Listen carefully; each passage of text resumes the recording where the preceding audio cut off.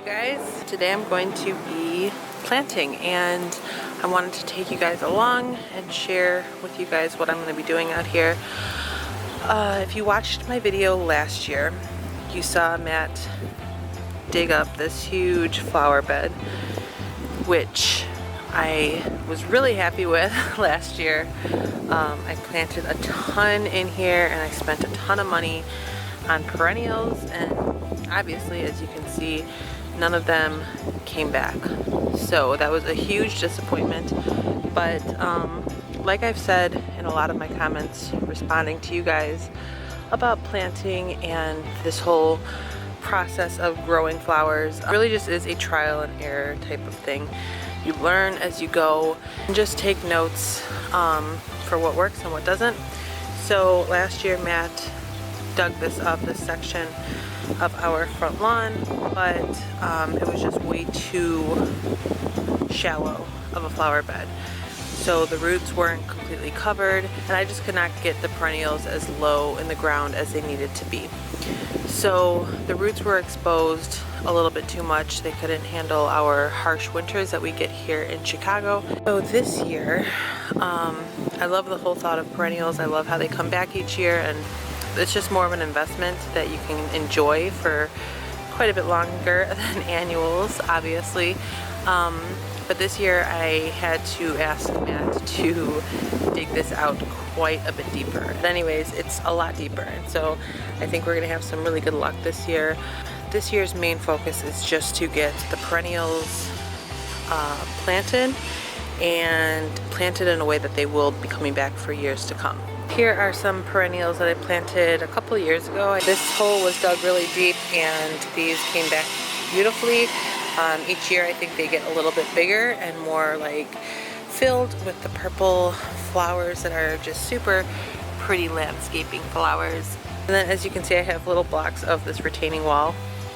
I was going to build up just so that Matt didn't have to dig down, but that actually seemed like it was going to be more work, if not the same amount of work, and it was going to be a lot more expensive because we would have had to get sand to make everything nice and level.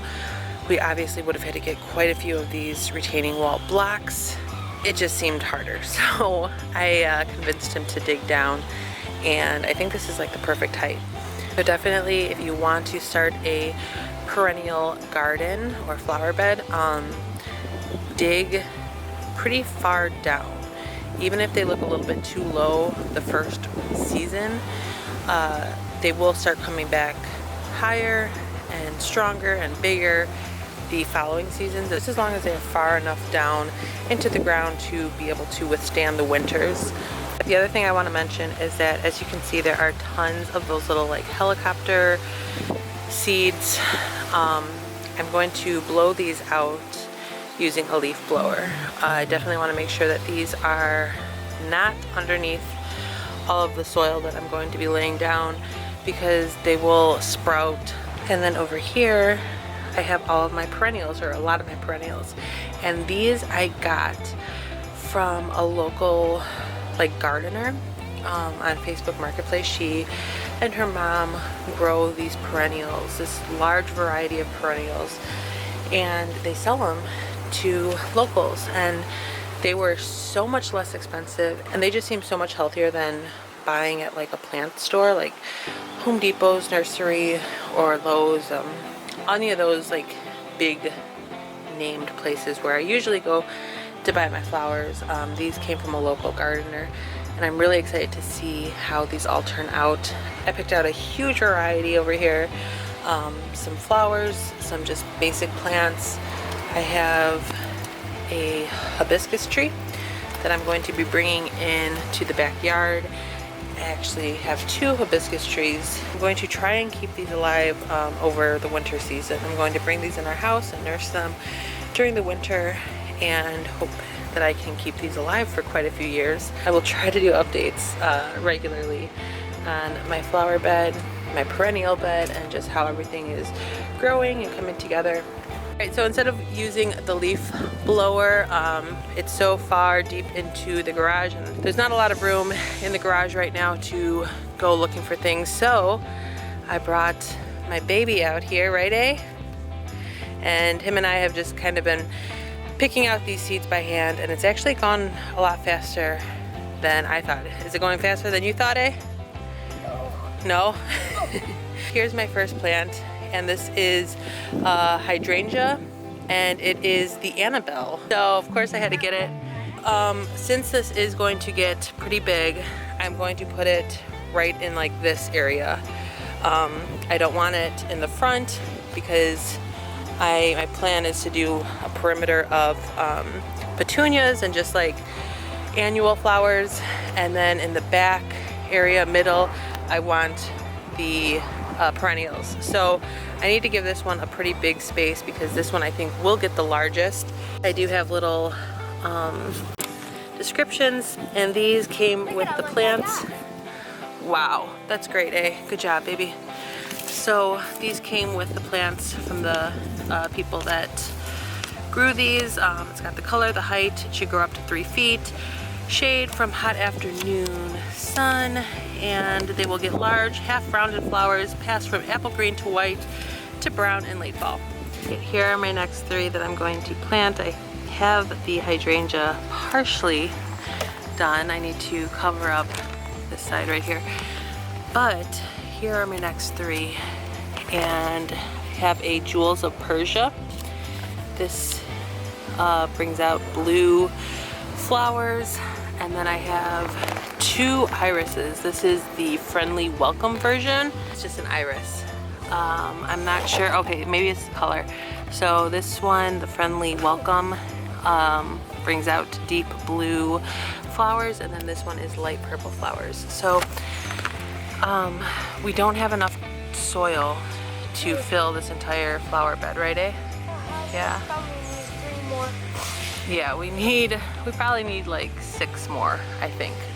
I'm probably going to try and keep the flowers that I'm planting on this side, just so I can get them planted and have enough soil.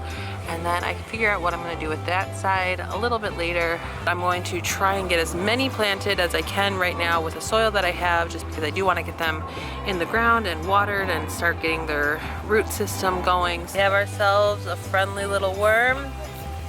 I used to be super grossed out by these things. I actually think I had like a near phobia when I was a teenager, but now I've realized they're benefits of being in the gardens. All right, so here's what I've gotten done, and this is what 3.5 huge bags of soil got me. I still haven't even filled this section up, and I have all of that section remaining. So I need to go back to the store and get more soil. I would really like me to use this huge pile of soil right here, or dirt, and that came from him digging this out. But I just want to take the necessary steps that I have to this year, so that these perennials will definitely grow back. I want to do what I have to do to ensure growth and success, and not kind of do like a half job, cut corners, because I think that's what led us to this problem of having none of my perennials from last year grow back. While I would like to just like take up this space and try and plant a few more of these over here, I do also want to give each of these plants space to grow, and I don't want to get them too close together. So that is another thing I've learned, to space them out. If they don't end up needing that much space, you can always plant more once that is realized, but until that is figured out for sure, I'm going to give all of these enough space. Another tip I have is to always keep the little tags that come with your perennials, or even annuals. Keep them. I always keep them each year, and I put them in a Ziploc bag, put the year on them. Whether you get them from a store or a local gardener, then you just know what you did the prior year, what worked, what didn't work. So here are the ones that I've planted so far today, and I'm going to take these, start a new Ziploc bag for the year. Another thing is take a lot of pictures of your garden as it grows, so you can get like a visual reminder, because even just these names are not the most helpful in visually reminding you what you did the previous year. We're on day number 2, and I went to the store and I bought some more soil. I think I got 7 bags, so we're gonna see what that gets me. I'm hoping 7 will at least take care of the plants that I have set up right here. I did place them how I think I want them to be planted. I tried to go by the little tags that are in there and see how tall each one is projected to grow. And then I just put the taller ones in the back, the shorter ones, or the ones that are supposed to be shorter, in the front. And then here I got some lamb's ear, really like soft ones. I have yarrow, I think that's how you say it, coneflower there, a what is this? A crane's bill meadow, black-eyed Susan. We have a stone crop sedum. We have sundrops, another sundrop. Coneflower here, another one of coneflower. This one is sedum. This here is the salvia blue. These ones, the black-eyed Susans and the coneflowers, which is that one and this one. Those are the only ones that I am familiar with. All of these other ones are brand new to me, so I'm hoping that they're not super difficult to keep alive. But we'll see. Like I keep saying, it's all a learning experience, and we'll see what works and what doesn't. I left a pretty big space for the perennials that I do in the front. I also left a pretty big space in the back where I plant the flower seeds, the zinnias and the cosmos.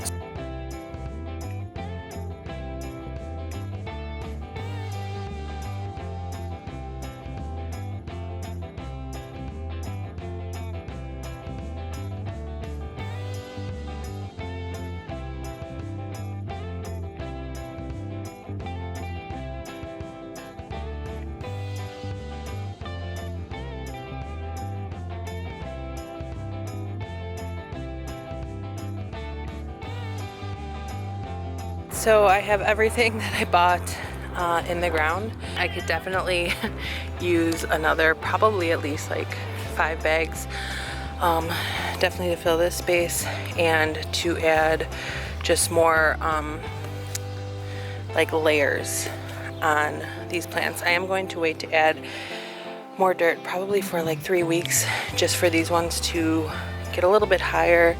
And then I'll dump some more soil on top of them to keep their roots protected. And then probably like a week after that, I will add mulch. That is another thing that I probably should have done last season. All right, you guys, so it has been about a month and a half since I last filmed out here. And I just kind of wanted to show you guys the progress that this flower bed has made throughout that time. I am planning on doing one more video at the end of this season because there is just a couple more things that I want to do to this space. And then next summer I am planning on filming plenty of gardening videos. I am definitely going to do some veggie garden videos, just starting a veggie garden from scratch. Matt is going to build me a whole section in our backyard for growing some veggies. And then I'm also going to be doing a lot more flower videos. I had no idea that so many people were interested in gardening type of videos, but I will absolutely include more of those next summer. This summer I just kind of wanted to focus on the trial and error process, trying to get to know more types of flowers before I get on video and talk about them. So as you guys can probably tell, a lot of these plants have totally flourished and taken off. I am so excited about these. They just seem to be very, very healthy. All of them pretty much seem to be low maintenance, other than the weed pulling. That is definitely something that I have learned that I have to keep up with weekly. The maintenance on a flower bed of this size is no joke, you guys. Before filming this video, I pulled that pile of weeds right there, and I was just out here, I want to say like a week ago. But other than that, these flowers have been doing great. Here you can see the Annabelle hydrangeas. They're super full and beautiful. This plant should probably double its size by next year. And then you can see some color throughout here. We have some little yellow blooms down here. We have these really beautiful, delicate, small, tiny, pinkish, purple blooms right here. I believe these are the cone flowers kind of forming. Over here we have some yellow buds that are coming through, and then some more cone flowers, these beautiful purple ones, some yellow ground cover. I am not familiar with these names yet, but that is why I am happy that I took the photos I took. I kept all of the labels, and of course these videos will help me remember the names and the care tips for all of these. So really the only thing that I have left to do this year, other than the continuous weed pulling, is to fill this area up with more dirt. I want the dirt level to reach or to be as high as the ground level. I really want to protect and cover the root system just so that they have a fighting chance of coming back and returning after this upcoming winter. And then if I move the camera along this way, you can see that I have not done anything yet with this area, and I'm okay with that. Last year I was so eager to fill this space up, and this year I'm just kind of trying to take my time and see what works and what doesn't before I do anymore. So hopefully next year this will all get filled with some new perennials.